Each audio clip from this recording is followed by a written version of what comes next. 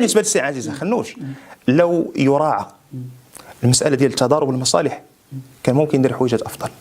كلمه في حق سي بن كيران، بن كيران عبد الاله ماشي كلمه في حقه، اختار اللي بغيتي. لا ما عنديش به معرفه شخصيه سي عبد الاله بن كيران. عمرك تلاقيتيه؟ لا ما عمرني ما تلاقيت معاه. في خرجاته في تصريحاته هو سي عبد الاله بن كيران يقدر يبان انه في التصريحات ديالو كاين اللي واحد الوقيته كانوا اتهموه بالشعبويه في الكلام الى اخره، لكن لا من النوع اللي كنقولوا بالدارجه الشعبيه تيضرب ويقيس. تيضرب ويقيس يعني في الكلام ديالو عارف الدارجه الشعبيه عندما كيقول شي واحد كيضرب ويقيس يعني شي واحد كيميزن. أمينة بوعياش لو هي على رأس واحد المؤسسة اللي هي مهمة جدا اللي كنتكلموا على المجلس الوطني لحقوق الإنسان، خاصها غير تراعي أنها راه ماشي مؤسسة ديال واحد نوع معين ديال الإنسان اللي هو الإنسان الليبرالي، لا حقوق الإنسان والمغرب فيه كاع الإنسان كله. فلو تراعي هذه المسألة هذه الأمور تمشي بخير إن شاء الله. إسلامي ويساري وسلفي كلشي المغرب عندك فيه الأطياف كلها. متحيزة شويه ظريف هذه كلمه شويه خويا. درنا معايا مزيان. السي عزيز اخنوش، السي عزيز حكومتنا المحترم، رئيس الحكومه لو يراعي لان شوف المؤسسات خصنا نبقاو نوقروا المؤسسات ديالنا لان هذه بلادنا. لكن شيء ولكن النقد محبوب. انا جايك لكن ننتقدوا المؤسسات ديالنا بشكل علمي. ما كاينش اشكال. الاسعار اللي ما كانش موقفك يعني كاين اللي كيقول خذلتي المغاربه في داك الشيء الاسعار. اللي يقولوا اللي بغى يقول شي واحد فيديو قلت لهم باغي نديوني للحبس وانا لا نهائيا ماشي درت. اول حاجه ما درتش فيديو، هذه كانت محاضره، هذه وحده. ثاني حاجه كان واحد المنبر اعلامي ما بغيناش ندخلوا فيه، كان منبر اعلامي مشى مقص ما يقارب واحد 20 ثانيه من محاضره ديال ساعه وربع، وانا هذاك ال 20 ثانيه ما كنتش كنتكلم على راسي وما جبتش كاع كلمه الحبس، ما كنتش كنتكلم على راسي، كنت كنتكلم على مجموعه من الدعاة ومن العلماء اللي عباد الله كيقولوا لهم لا ما تدويوش، كانني تكلمت كلمه بحق السي اخ واش من انا كانني تكلمت بلسانهم هما. فديك الوقيته اللي عباد الله قال لك لا راه حكا راه خايف على الكرسي ديالو، ديك الساعه كان دازت عامين وانا ممنوع اصلا من القاء الدروس في المساجد. باقي ممنوع دابا الى يومنا هذا. دابا انت ممنوع الى يومنا هذا بلاك ليستي. واش انت استاذ جامعي هذا هو الدخول ديالك؟ الله يجعل شي بركه، لكن شي مدخول اخر. لا ماشي. مرحبا تخدم معنا بهادين. الله يكبر. مرحبا بك.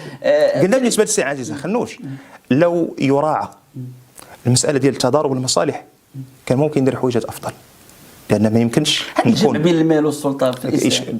لا الجمع بين المال والسلطه راه قال ليه نعم المال الصالح للرجل الصالح، لكن هذيك السلطه اللي انت عندك راه عندها خاص الاصل فيها انها مجموعه من التقييدات اللي كتخليك انه الى عندك مال ديالك راه كتراعيه لك في الاسلام، تراعي لك يقول لك ما نقربش كان الفلوس ديالك، لكن انت في مقام السلطه ممنوع انك تسمن الاموال ديالك من خلال الكرسي اللي انت جالس فيه.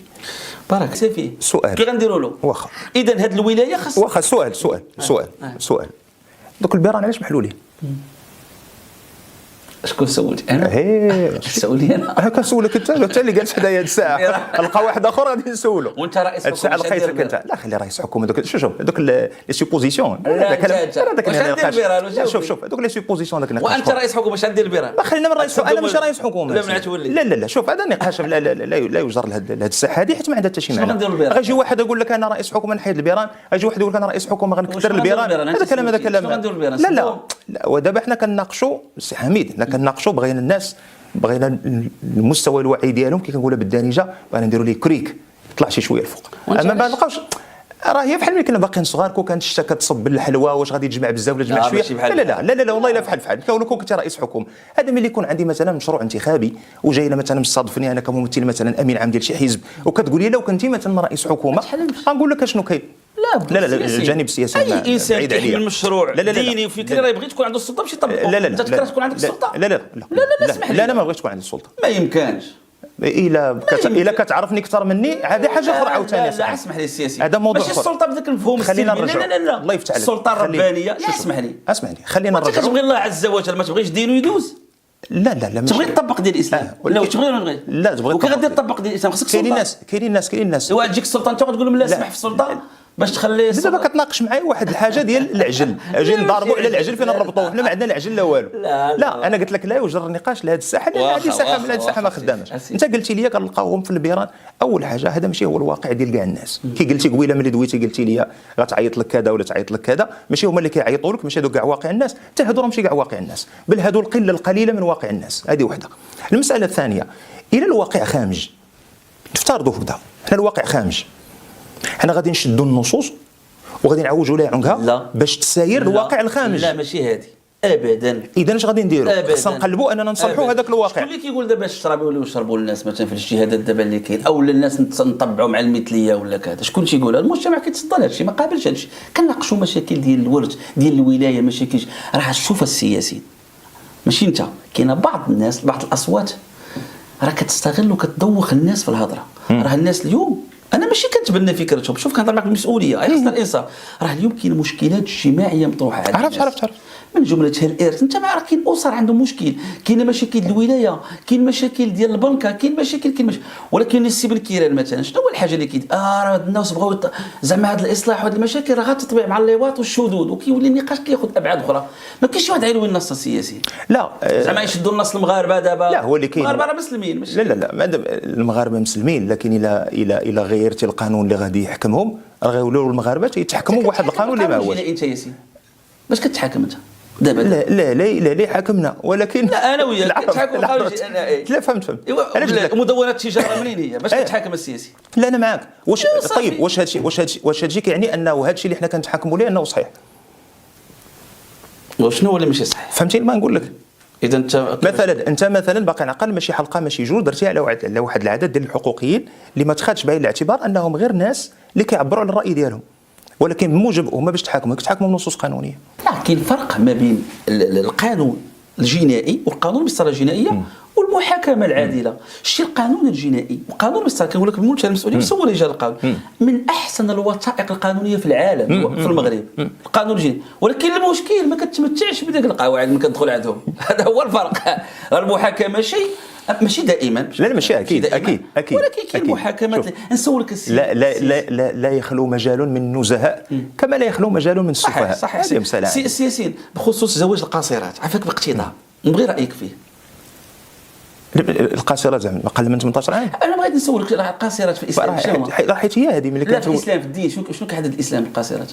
الاصل هذاك 18 عام هذا القانون الوضعي. لا بالنسبه للشرع لا لا مساله قاصر هذا المصطلح هذا مصطلح حديث. حنا عندنا انه انسان اما بالغ وكيجري عليه السهم ديال التكليف اما غير بالغ. هو في الحاله هذه ديال الاطفال. المراه بالنسبه للمراه بالنسبه للمراه كذلك مثال مادام بلغت وصلت سن البلوغ سن البلوغ هو اللي كتعرف من اشهر الامارات ديالو هو الحيض اللي هو سن البلوغ اللي كيولي هو سن التكليف. اذا انت تحيض عد اللي كيولي هو سن التكليف هذا هو الاصل. ولكن كاين اللي عندها العده وهي كاينه ما بعد المحيض من بعد الحيض. اعتقد شي ايه اذا ما خانتنيش الذاكره هنايا انما الايه شنو كتقول بالضبط؟ واش واللائي لم يحضن؟ واللائي لم يحضن يعني هذه اللي انها كتكون لان علاش قلت لك عافاك لما قلنا السياسي واللائي لم يحضن لم يحضن واللائي لم يحضن ماشي انهم باقي ما وصلوش. الايه غتمشي لها في صوره شوف صوره الاحزاب.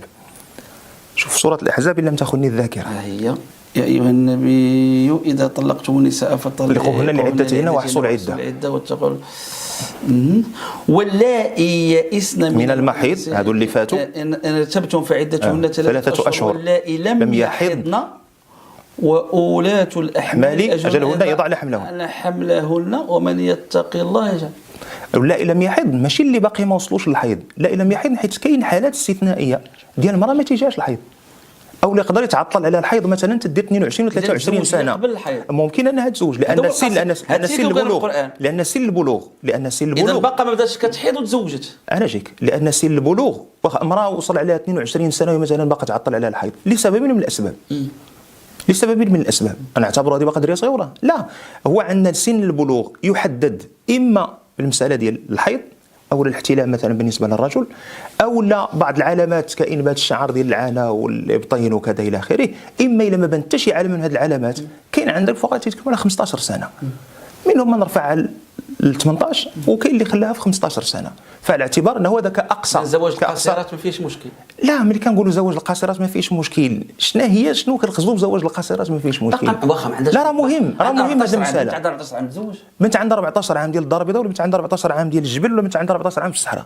14 عام. لا لا فاخره زعما كما قال بن كيران. لا بن كيران مسؤول على كلامه. لا كندوي على الوضع الاجتماعي. دابا هذه كندوي على الوضع الاجتماعي. دابا على الوضع الاجتماعي انا راه غادي تجي تقلب مثلا غير الوالده عندي والوالده عندك، الجينيراسيون ديالهم، حتى انا جينيراسيون وحده اخويا حميد، الجينيراسيون ديالهم ما كانش مطروح هذا المشكل هذا ديال انتاجه، فهمتيني؟ اخرج سي حميد المهداوي اللهم بارك، سي حميد المهداوي اللهم بارك، والمجتمع كله اعطى الاستاذ. لا شوف، لا المجتمع والعنف اللي كاين علاش ما كان المشاكل، علاش ما نقولوش هذاك جزء من المشكل؟ كيتزوجوا الامهات الصغارات كيكتب وسط العنف، هذا الحبس، علاش هذا 100,000 واحد في الحبس؟ منين كيجي هذا العنف؟